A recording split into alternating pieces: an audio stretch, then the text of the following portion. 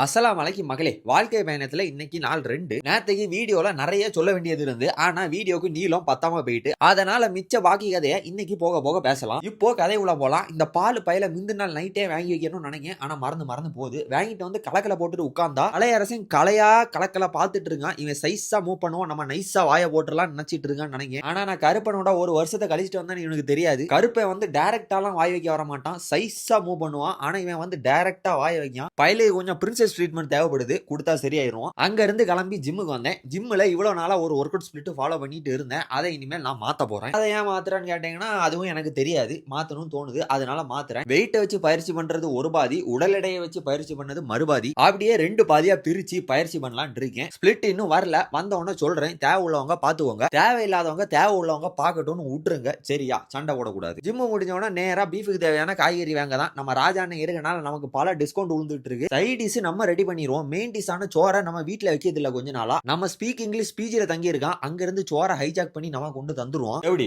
மதியம் மட்டும் இல்ல, நைட்டுக்கும் சாப்பாடு வந்துரும். இத பிஜி ஓனர் கண்ணில் படும் வர ஷேர் செய்யுங்க. ஏதோ அவன் சாப்பாடு எடுத்து தரதுக்கு நம்மளால முடிஞ்ச ஒரு குட்டி உதவி. வீட்டுக்கு வந்து சமைச்சு சாப்பிட்டுட்டு என்ன டான்ஸ் ஆடிட்டு இருக்க, அது வேற ஒண்ணு இல்ல. நான் கூப்பிடும் போது வரமாட்டுக்கான். அதான் அவன் சாப்பாடு கூப்பிடும் போது அவன் முன்னாடி நான் டான்ஸ் ஆடிட்டு இருக்கேன். இதோட இன்டர்வல் முடிஞ்சு இப்போ நாளோட 2ஆம் பாதிக்கு வருவோம். ரேபிட ஓட்டது யாரெல்லாம் கஷ்டம் நினைக்கிறீங்களோ அவங்க எல்லாம் நினைக்கிறது மிகவும் தவறு. நான்லாம் முன்னாடி ஹபிபி எடுத்துட்டு ஊர் ஃபுல்லா சும்மா ரவுண்ட் அடிச்சிட்டு இருப்பேன். அப்படி ரவுண்ட் அடிக்கிறது நான் உனக்கு ரூபா தரேன் அப்படின்னு சொல்லதான் ரேபிடோ. ரேபிடோ பத்தி இன்னும் பல விஷயம் இருக்கு, அதெல்லாம் தெரிஞ்சுக்கணுமா? அது மட்டும் இல்லாம ஒரு மாசம் நான் ரேபிடோல எவ்வளவு சம்பாதிக்கன்னு ஒரு மாசம் கழிச்சு சொல்லுவேன். இதெல்லாம் தெரிஞ்சுக்க மறக்காம ஃபாலோவும் சப்ஸ்கிரைபும் பண்ணி வச்சுக்கோங்க. நானும் அப்படியே ரேபிடோ ஓட்டி முடிச்சு நைட்டு வீட்டுக்கு வந்து சாப்பிட்டுட்டு நாளை முடிச்சுக்கிறேன். ஒழுக்கம் முக்கிய மக்களே.